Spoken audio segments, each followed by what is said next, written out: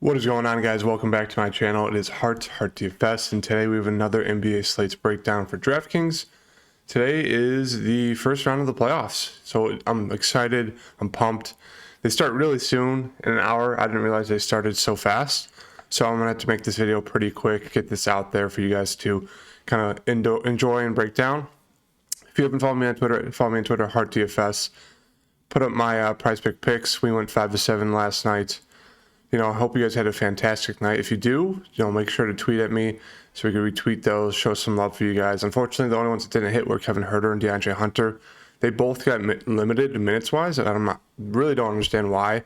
They both got only 28 minutes. Huerter had 2 assists at half, and DeAndre Hunter was at like 15 points, rebounds, assists halfway through the third, and they both didn't manage to get there, which is unfortunate, but still went 5-7, so great night there. Make sure to follow me on Twitter at HeartDFS. And yeah, let's get into it. We have a 4-game slate today starting pretty soon. First one we have is Utah-Dallas. Luka is out for this first round matchup. Not sure why they played him in the last game. He got a calf strain. So he is out. That's huge news. This game, let's check the lines first, sorry. Just to make sure what Vegas sees with these games. So it's a 6-point spread between the Jazz and Mavericks, even with Luka out, so that's not bad. Over-under is only 208.5, which is terrible in terms of like fantasy scoring. Not going to be a fast-paced game at all. Grizzlies, Timberwolves, 6.5-point spread, 238. Raptors, 76ers, 4.5, 216. And the Nuggets, Golden State Warriors, 6.5, 223. So, some pretty good games tonight. We got Donovan Mitchell, 8,100. I think it's one of those where you get to lock it in. He is a guy who's going to play 40 minutes a game. 8,100 for Donovan Mitchell is insanely low. I know he hasn't been hitting, his ceiling really. Maybe like once in the past month of the regular season. But you're going against Dallas, who doesn't play any defense. Donovan Mitchell's their main guy in Utah, going to shoot the ball a ton. All there is kind of just blowout risk in this game, but you can't try to play against that or predict that. So I'm gonna have to go with Donovan Mitchell here as one of my core plays for today. Rudy Gobert, don't mind him at 8,000.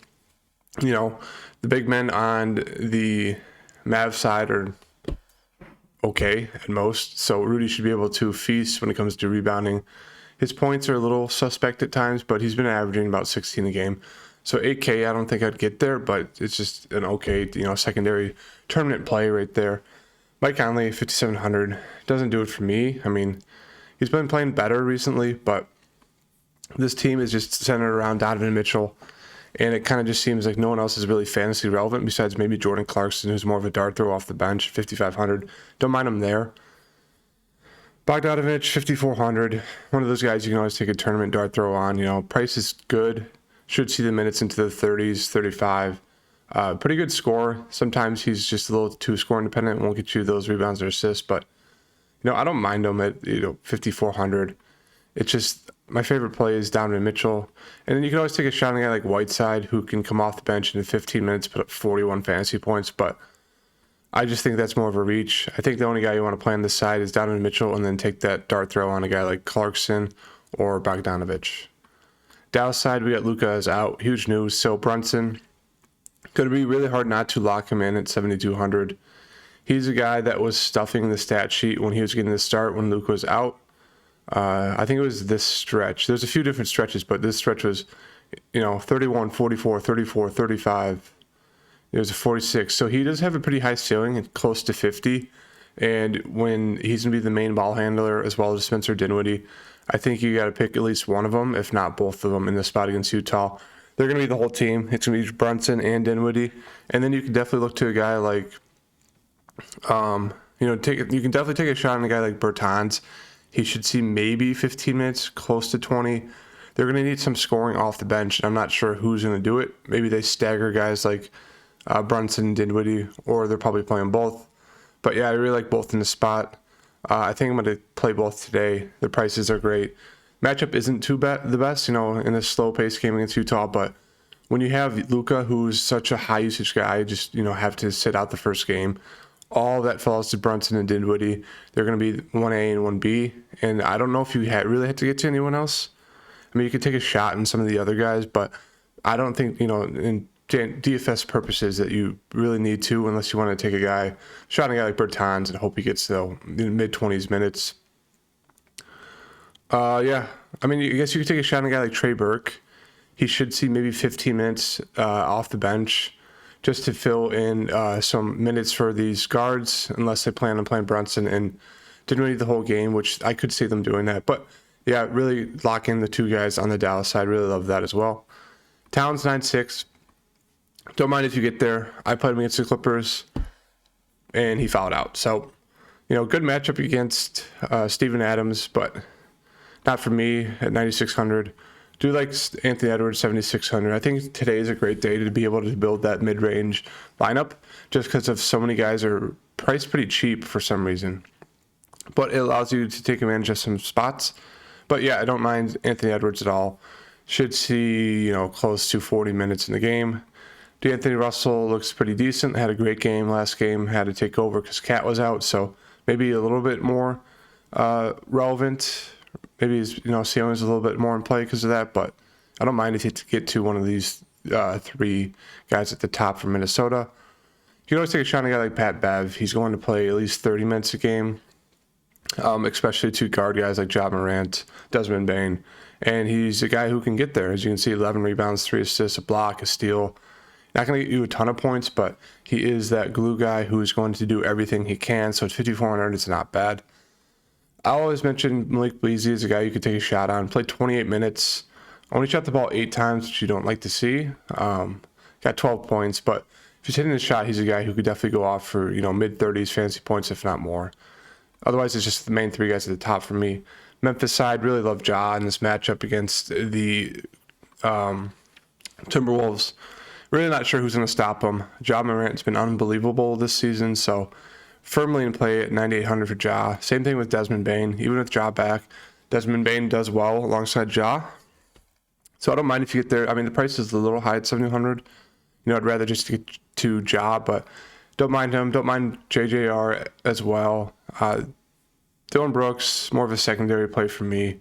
Just with everyone back and healthy, I really don't think he'd get to anyone besides maybe Ja and Bane.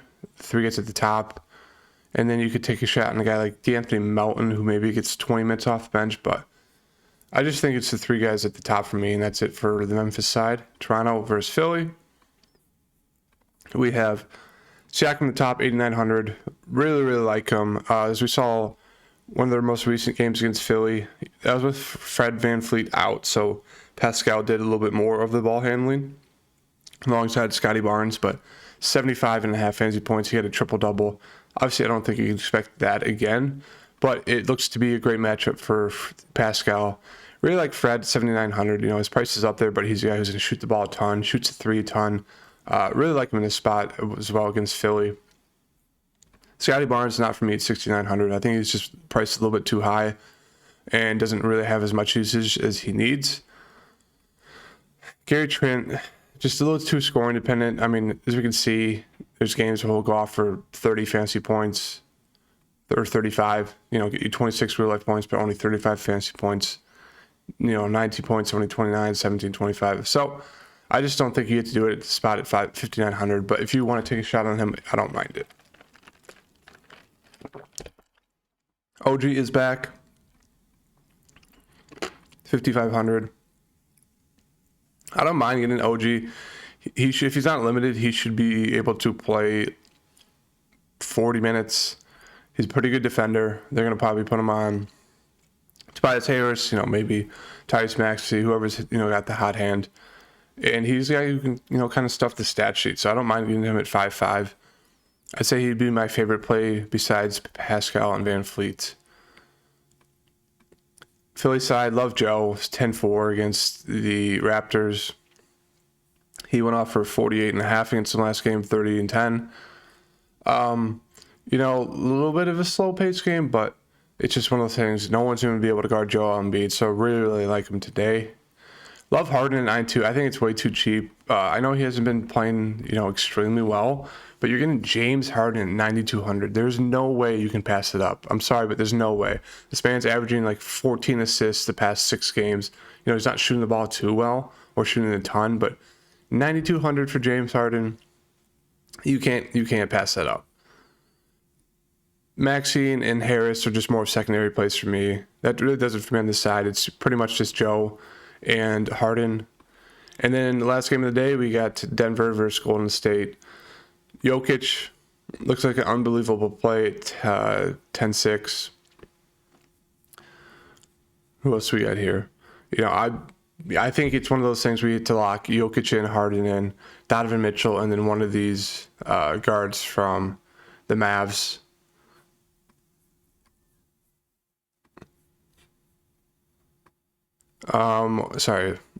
Aaron Gordon, been playing pretty well for them recently. He's, I think, averaged 20 or more in the past, 7 out of 8.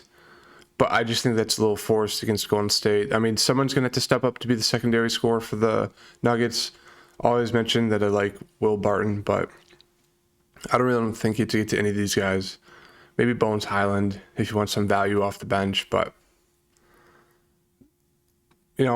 these are all kind of just secondary plays for me. Don't think I'd get to any of these guys. Maybe Bones for the bottom tier guys, or mid range Will Barton, and then obviously I think you really had to play Jokic. Steph Curry 9-3. Don't think he's going to be. Well, he will be on a minutes limit, but it's Steve Kerr, so don't trust that. Steph might play the whole game, even on a minutes limit. So just keep that in mind. But 93 for Steph, that's great. Poole becomes a lot less relevant with Steph being back, 8,300 for that price. Really like Clay with their whole team back. Clay is going to feast 3 straight games of 30 or more points. This game really makes Draymond Green relevant again, just because of everyone back. Draymond loves to pick and pop, set screens, rebounds, assists, steals, blocks. I think it'd be a great spot for Draymond to do it all. Triple-double watch probably incoming.